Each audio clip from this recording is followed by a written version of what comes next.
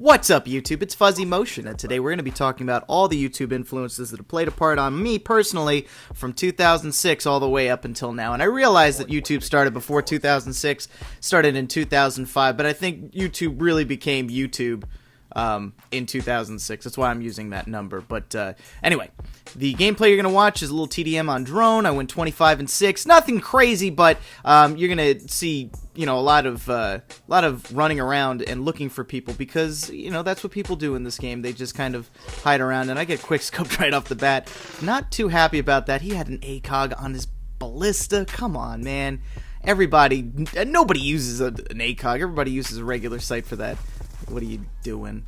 Anyway, let's not even talk about that. Let's go ahead and talk about today's topic, which is all the channels that kind of played a part on being an influence to me. And I have this broken down into the variety channels. So these are the channels that, you know, have a lot of variety to them. They're not just kind of typecast or pigeonholing themselves into one talent. They have many talents or just different talents altogether, and I wanted to list some of those today. Now, last episode I talked about a guy. His name was Kevin Cooney. I kind of talked about him a little bit, but he also kind of brings me into my next sort of slew of channels that I wanted to talk about.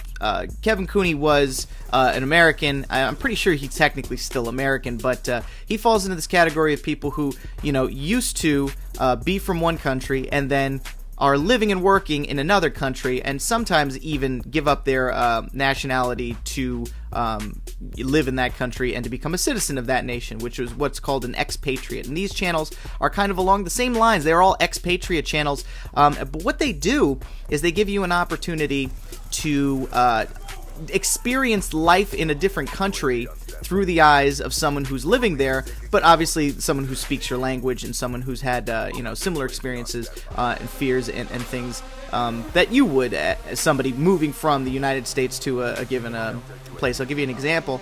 You know, there was definitely a time in my life, not that I wanted to live there, but I definitely wanted to go check it out. After seeing the movie Lost in Translation, I had this infatuation, this affinity for Japan. And I thought it was an interesting place. I thought it was a very, you know, forward-thinking and just hip, fun place for people in their 20s to be in. And it still is. It's just that, you know, the older you get, the more reluctant you are to sit on a plane for 22 hours. It's just not cool. You feel like time is of the essence. You don't want to give that shit up, man. So there was definitely a time in my life where I seriously considered mortgaging part of my life to go visit Japan for a month or 2 months or so. Or even at some point before I started teaching in the United States, I thought maybe it would be a good idea to maybe teach abroad, which I know a few people on YouTube and in my own personal life have done, and it's paid them dividends. You know, they learned a new language, they've gotten to see part of the world they've never thought they'd see before, but there's just something about that just not, it never really grabbed me as we played Do-Si-Do here with this guy. I just couldn't find him. Got Halo dizzy from looking for him so much. But anyway, I still had that itch, that need to want to know, what is it like over there? What are the streets look like? What do the houses look like? What are the people like? What are this like? And Kevin Cooney was one of those people that had a series called FYI Tokyo, and he would, you know, answer these questions and you know, try to explain as much as he could and share his experiences in his life living in Tokyo with everybody on the internet that would, you know, that would have it. Now, you know, he also did comedy, and that was the other thing he did. Now he's part of a TV show called Tokyo Eye, which again is an English-speaking channel for, you know, people who are expatriates or just foreigners living in Japan, who would like some entertainment or things like that, or just looking for things to do, you know, and it's kind of nice. It's like, I don't want to call it public access because that's not what it is, but you know, it's kind of along the same lines of just informational stuff, but you know, it's still very entertaining. He's a very entertaining person, and it opened me up to a slew of other channels that are exactly like that. Busan Kevin is another channel that he lives, I believe, in Kyoto.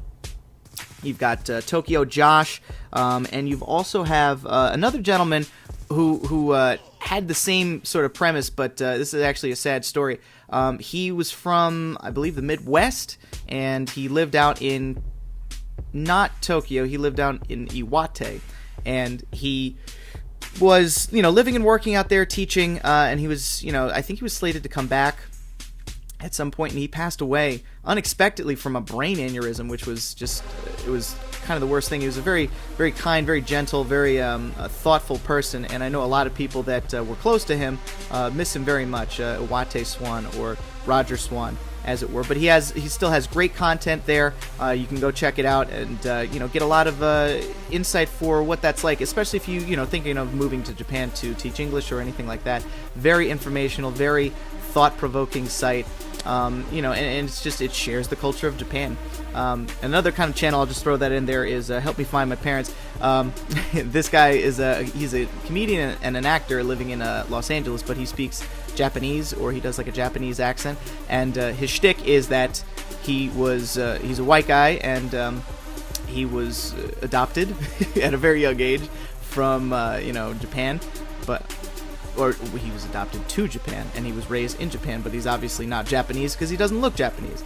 But he speaks Japanese, and he sounds Japanese, and it's jarring to see, but it's still a very interesting character that he has going there. But he's been to Japan, and he does crossover things with the guys that are in Japan. Some other guys that I'd like to talk about, I know that pretty much took up most of the video, actually, but a couple of other guys I'd like to talk about. Nathan Barnett, I think, is one of the most entertaining people to watch on YouTube. Between his alternate persona of Keith Apicary, who is video game centric and review centric for Sega, like he's a Sega head, or he suffers from what's called Sega side. He's also big into wrestling. He's an excellent dancer. I mean, if you've ever seen any of his music videos, you know that this guy can dance like the best of them and keep it shaking.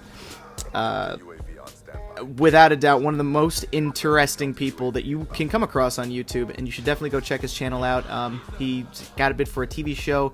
I don't know if it ever came out or if it's coming out. It's called Youth Large. I pitched an idea to him, and I said, hey, just make that a Netflix thing, and I don't know if he ever saw the comment or something. But, if the not Comedy Central, what was it, Adult Swim doesn't want to, or Cartoon Network, or Adult Swim doesn't want to put that out there on their channel, then just make it a straight to DVD release sort of thing. But I think seeing a Keith Apicary TV show would be fantastic. So there's the gameplay.